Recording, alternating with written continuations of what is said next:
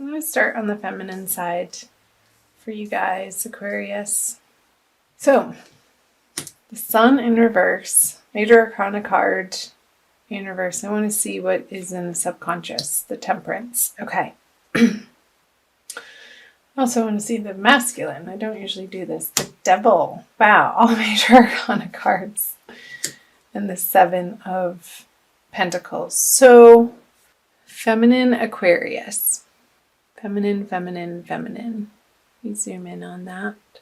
How are you not feeling light and free in your body, in your experience, in your life in March? I'm recording this on March 14th. It's a little late. I apologize. So I want to say by the full moon, this energy is going to flip. However, let's read it in reverse right now, since that's how it came out. I feel like the feminine Aquarius energies are dealing with the past and not allowing themselves fully to be immersed in the present because it's colored. This card is very colored too, by what's behind them, and the sunflowers are behind them. And I never noticed the little green leaves, and they look a little withered. So by focusing on the past feminine, in disappointments and loss, in love, your heart is going to feel withered in doing so. You won't be able to feel like you can raise your flag and wave it around in exultation and exclamation of joy in your life if you're residing in some type of regret over the past. I feel like the subconscious, below the surface energies, though, are supporting you in helping you come to realize that this is going on and bringing you back into your full glory and full embodiment throughout the next couple of weeks towards the full moon, I want to say, to bring you back into balance and to bring you back into residing in the knowledge that you are a divine being of light and that at your essence is truly who you are, but you may not be feeling it in the middle of the month, Aquarius feminine, for whatever reason. I mean, everybody's situation is different because we're all individuals, so however that's resonating for you. So there'll be more information up here. Let's move over to the masculine with the Devil. It could be, now that I'm looking at both sides, the feminine is in this energy of regret because the masculine is over here sort of steeped in his own attachments and desires and mire and a little bit of darkness, and that's affecting the feminine from feeling like she can shine, because feminine, you're letting it. Nobody has control over you but you. However, certain relationships and people in our lives can hold sway and can pull on our heartstrings in a way that feels like it is out of our control, but that's just an illusion. That is not the truth at all. And so the masculine here, dealing with maybe some form of jealousy or addiction or attachment in his life. And again, I say his, him, he for masculine, and she, her, whatever for feminine. But we all, I'll reiterate this again. I say it in all my videos, or I try to. We all have both masculine and feminine. So you could be a female that relates more to masculine energy this month, and it could flip-flop, or just in general in your life. I feel like he's distracted from the feminine in this internal experience that isn't necessarily so pleasant, but necessary, because he's needing, there's this underlying desire to move in a better direction and feeling like he has to make a choice, but that none of the choices are really lighting his fire up. It's just sort of a ho-hum energy. Been there, done that. Well, what's next? And masculine, I feel like you're, in order to move through that ho-hum energy, to step into a form of gratitude and appreciation for immediately what's in front of you, and things all of a sudden, you could be sitting in the same chair and the next breath feel like everything is completely in hypercolor when before it felt black and white. That's up to you. We're in control of our experience, and what we see in front of us is completely based on our belief system. So I feel like, masculine, you're undergoing this transformational process that's necessary in March around the new moon, of coming to really appreciate what is in your life, instead of, maybe there was a little bit of an element of taking it for granted, and understanding the specialness in something that perhaps has been around a while, and renewing that vigor and renewing that passion for life in a holistic way, not in a needy way, or not in trying to fix something, and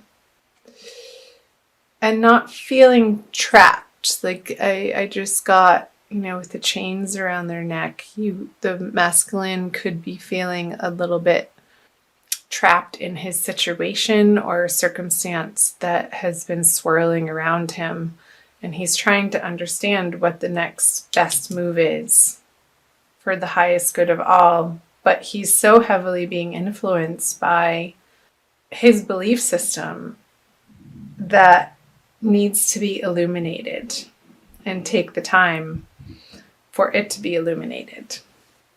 Let's see what's in his above board conscious energies. Is the 9 of Wands in reverse. So the masculine is feeling a little weary, and that whatever is in front of him that he's presented with, he just doesn't have the muster to be able to fight for it at this time in the outer world. And I'm wondering if it has to do with the feminine, because he's looking in her direction. I want to see what her conscious energies are. So the 6 of Wands. I feel like the feminine has her own thing going on, Aquarius, to the point where she's deciding now to move through this upside down sun energy. Like, okay, well, the masculine's over there sort of steeped in a little bit of negativity right now. And it's not permanent. It doesn't feel like a permanent energy at all, but something that he's moving through. She's going to focus on the areas of life that feel like are successful and are working, and keeping on the track of those areas of life to build the momentum so that she can feel happy in her heart, regardless of what he's doing over here, meddling through some muck. And I wonder if the masculine is looking over to her thinking, like, I don't feel like he's going to say this out loud, but it's more of an internal thought of, why is she so happy over there? What does she have to celebrate? But that's, and a little bit of envy coming from him. But it's very short-lived, and then it turns into a curiosity to want to know, like, what she's up to and how she's doing it, and how she's pulling herself up by the bootstraps and really taking on these healthy patterns and habits and behaviors of her that ultimately act as an inspiration to him. So, curious messages, Aquarius. Let's flip over the central. Yeah, there's definitely a disconnect here between the masculine and feminine Aquarian energies in March. There's some sorrow and an effort to understand what happened and maybe what went wrong between two people. And there's a little bit of some dwelling on the spilt cups, when in reality, that's already happened. And there's a process of feeling it to heal it, Aquarius, for both of you. And the circumstance and the situation and all of the details of that, of course, are going to be particular to you in your life. So I want to say, allow this process to happen. Don't fight it. Don't try to cover it up or say that it's not there or put on a tough act or show or skin. Really let yourself feel the sorrow or the loss or the grief in the situation and honor that. Honor that that is something that you're going through right now and it's not going to last forever. I feel like the more that we allow ourselves to experience what feels like the truth for us in the moment, the less of a hold and the less of the grip that it has over anything, over even our emotional state. It shifts when we don't resist it. That's the message. Don't resist this card. Because the resistance, I feel, is pulling him, like rooting him into placing himself just solid in this direction, but not resisting it. The cape loosens a little bit and he can start twirling around and being a little bit more playful with these energies. And then, like, I understand grief. Sometimes it can be so heavy and deep that you just have to laugh almost at the ridiculousness of the experience, and there's a little bit of comic relief around it. And so taking it seriously, but also not taking yourself so seriously, Aquarius. And that's a message for both of you. So I hope that resonated for some of you. Let me know in the comments section below. I also want to pull a Rumi Oracle by Alana Fairchild for you to solidify some advice and these messages for you, Aquarius, both feminine and masculine. So again, I thank you for being here. Thanks for watching. So feel free to share these videos as you feel inspired to. You're welcome to. You know of any Aquariuses that if you're cross-watching and you're not an Aquarius at all yourself, to share with your Aquarian friends. You can also find me on Facebook and Instagram. The links are below in the description box. I always fail to mention that, but as I'm shuffling, I wanted to let you know that. Arise. Yes, number 13. Such beautiful artwork. The distinction and the melding of the light and the dark, they both exist in this card. And the figure in it down here reminds me of the Five of Cups in the center of your reading and how your guardian angels are watching over this process for you, Aquarius. Wings of hope languish from lack of use. When wings dissipate and weaken, life begins to lose its value.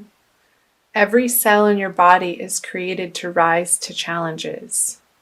Your life is meant to confront everything that holds you captive. Don't sit at the bottom of the well, not caring about salvation. Listen to the voice within calling to you. Reach for eminence beyond your own maturity. Rumi. How perfect. This so reiterates and affirms this message of what was coming through in the tarot, you guys, about don't languish in this sorrow alone. Let yourself feel it, but also reach out for angel guidance too. And it will pass. You can move through it. So don't stay here too long, but allow it to happen if that is in your experience, is the message. Okay, Aquarius?